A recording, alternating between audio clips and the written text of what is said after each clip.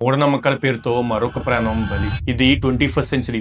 ప్రపంచం మొత్తం 5G, 6G అంటూ ముందుకు దూసుకుపోతుంటే మనలో చాలా మంది మాత్రం మూఢనమ్మకాల ముసుగులో ఇంకా వెనకబడే ఉన్నారు. ఉత్తరప్రదేశ్‌లోని ఆజంగర్ జిల్లా పహల్వాన్పూర్ అనే ఒక చిన్న గ్రామం. అక్కడ అనురాధ అనే ఒక 35 ఏళ్ల మహిళ. పెళ్లయి 10 ఏళ్లైనా కూడా పిల్లలు లేరు. పిల్లల కోసం చెయ్యని ప్రయత్నం లేదు. మొక్కని దేవుడు లేడు. అయితే అనురాధ పడుతున్న బాధ చూసిన ఆమె కన్న తల్లి చందు అనే ఒక తాంత్రికుడి దగ్గరికి తీసుకెళ్ళింది. అండ్ ఇదే ఆమె జీవితంలో చేసిన అతిపెద్ద తప్పుగా మారింది. ఆ తాంత్రికుడు అనురాధకి దెయ్యం పట్టింది.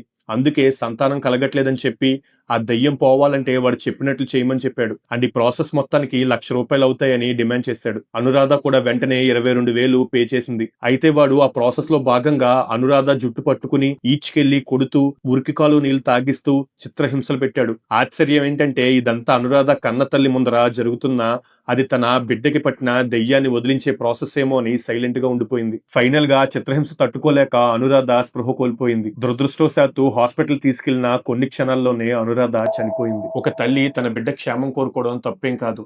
కానీ ఆ ప్రేమకు అంధవిశ్వాసం తోడైతే వచ్చే ఫలితం ఎంత భయంకరంగా ఉంటుందో చెప్పడానికి ఈ ఘటనే సాక్ష్యం. అండ్ ఇది ఒక ఆజంగర్ కథ మాత్రమే కాదు. ఇలాంటి సంఘటనలు దేశం మొత్తం జరుగుతూనే ఉన్నాయి. నేషనల్ క్రైమ్ రికార్డ్స్ బ్యూరో మరియు అనేక ఇండిపెండెంట్ స్టడీస్ ప్రకారం ప్రతి సంవత్సరం dozens of people witchcraft, black magic, సూపర్ స్టిషన్ పేరుతో హత్యలు, హింసలకు గురవుతున్నారు. షాకింగ్ పార్ట్ ఏంటంటే ఈ కేసుల్లో చాలా చోట్ల కుటుంబ సభ్యులే మౌనంగా నిలబడ్డారు. ఏమో నిజమై ఉంటుందేమో అన్న భయంతో. హాస్పిటల్ కి వెళ్లాల్సిన చోట తాంత్రికుడి దగ్గరికి వెళ్తున్నారు. డాక్టర్స్ ని అడగాల్సిన ప్రశ్న బాబాలను అడుగుతున్నారు. అక్కడే ట్రాజడీ అంతా స్టార్ట్ అవుతుంది. ఒకసారి ఆలోచించండి.